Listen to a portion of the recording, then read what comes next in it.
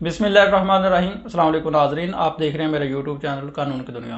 नाजरीन, इंतहाई अफसोसनाक, तशवीशनाक और दर्दनाक वाक़या पूरे कौम के लिए, पूरे मुल्क के लिए, मुल्क के इदारों के लिए और सिक्योरिटी एजेंसीज़ के लिए। लेकिन पहले आपको क्लियर कर दूं कि इस क्लिप में मैं बात करूंगा कि वो कौन सी वजूहत थी, वो कौन से बयानात थे जिनकी वजह से इमरान खान साहब पर हमला हुआ गालबन, और उन बयानात की वजह क्या थी, उनसे फ़ायदा या नुकसान किसको हो सकता था, उनकी वजह से किस तरह से मुलजमान तक पहुंचने की उम्मीद की जा सकती है। खान साहब पर हमला हुआ, अल्लाह का शुक्र है, लाख लाख शुक्र है, वो महफूज हैं, वो बच गए हैं। मारने वाले से बचाने वाले की ज़ात बड़ी होती है और जिसे अल्लाह रखे उसे कोई नुकसान नहीं पहुंचा सकता। इसमें कोई शक नहीं है कि अल्लाह ताला ने खान साहब को दूसरी ज़िंदगी दी है, वरना इतने हाई लेवल पर, इतनी बड़ी शख्सियत पर हमला करने के लिए कोई छोटा मोटा शूटर नहीं होता, कोई छोटी मोटी प्लानिंग नहीं होती।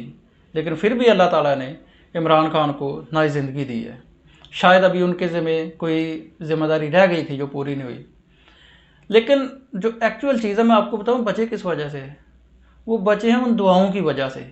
ना उनके पास कोई प्रोटेक्टिव मेजर था, ना कोई वो शीशा वगैरह लगा था, वो है भी सामने थे बिल्कुल, उनके आगे भी कोई नहीं था, उनके आगे सिक्योरिटी भी कोई नहीं थी, कुछ भी नहीं था, बिल्कुल स्ट्रेट था।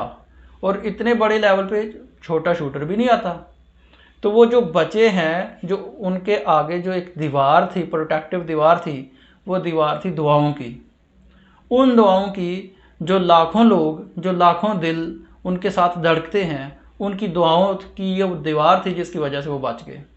अब बात करते हैं कि वो कौन सी वजूहत थी, वो कौन से दो बयानात थे जिनकी वजह, जो तकरीबन मुझे लगता है कि इस हमले की, इस कातलाना हमले की वजह बने।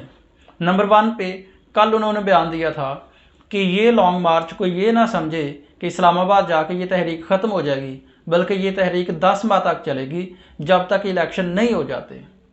तो इस बयान से, खान साहब के इस ऐलान से एक बात, कम से कम एक बात क्लियर हो गई कि ये जो लॉन्ग मार्च है इससे इलेक्शन होने वाला नहीं था।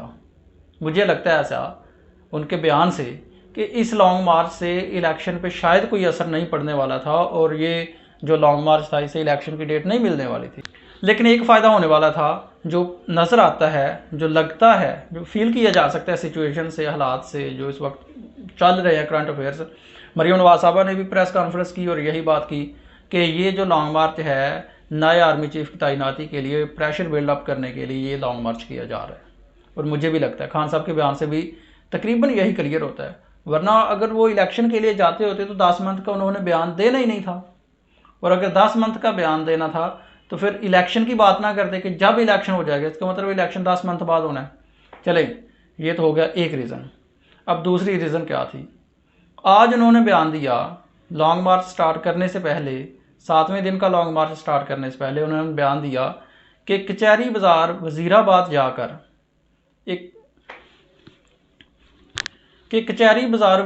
जाकर अहम इंकशाफात करूँगा। वो जो बयान था ना, ये बड़ी रेलिवेंसी है इस बयान की।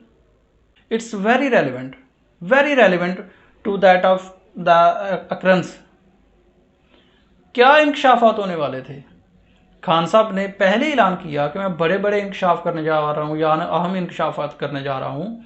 तो ये जो बयान है, इससे अंदाज़ा लगाया जा सकता है, इस बयान की संगीनी का अंदाज़ा लगाया जा सकता है कि उन्होंने कहा था मैं इंकशाफात करूँगा। अगर ये पता लगा लिया जाए कि वो कौन कौन से इंकशाफात करने थे, ये तो वैसे खान साहब ही बता सकते हैं कि कौन कौन से इंकशाफात करने जा रहे थे और किन लोगों के बारे में इंकशाफात थे। अगर इन इंकशाफात का पता लग जाए तो शायद कल्प्रिट्स तक पहुंचा जा सके। शायद इनके पीछे वही हों जिनके बारे में इंकशाफात थे। पता नहीं ये किसी शख्सियत के बारे में थे, पता नहीं ये इदारों के बारे में थे, पता नहीं, या जो नॉर्मल बातें करते हैं वही इंकशाफात थे। लेकिन जो उन्होंने ऐलान किया कि मैं आज कचहरी बाज़ार जाकर अहम इंकशाफात करूँगा, और कचहरी बाज़ार से पहले ही हमला हो गया। ये एक बड़ी जो रेलिवेंसी है, ये बहुत रेलिवेंट है कि अहम इंकशाफात करने थे, जाके कचहरी बाज़ार से पहले ही हमला हो गया और जो डिसबर्स कर दिए सारे के सारे हजूम को। تو میرے تجزیہ کے مطابق، میرے اندازے کے مطابق، میرے علم کے مطابق، میری سوچ کے مطابق، باقی تو بہت سارے محرکات تھے کہ جی امن و امان کا خطرہ ہے، کوئی ملک کی سالمیت کا خطرہ ہے، کوئی خون ریزی کا خطرہ ہے، وغیرہ وغیرہ وغیرہ. وہ جو ساری پریس کانفرنس چل رہی تھی، کیپٹل سٹی کو کنٹینر سٹی بنایا ہوا تھا سارا. لیکن جو مجھے لگتا ہے یہ دو بیانات بڑے اہم ہیں.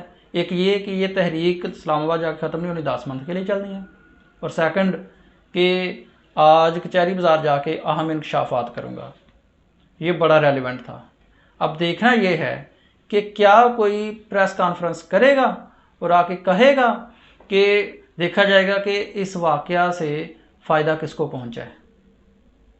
یہ جو لانگ مارچ ختم ہوا ہے ابھی، ویسے تو انہوں نے اعلان کر دیا کہ کل 11 بجے سے دوبارہ سٹارٹ ہوگا، لیکن یہ جو واقعہ ہوا ہے دیکھنا یہ پڑے گا، دوبارہ سے دیکھنا پڑے گا کہ کس کو فائدہ پہنچا ہے اس کا.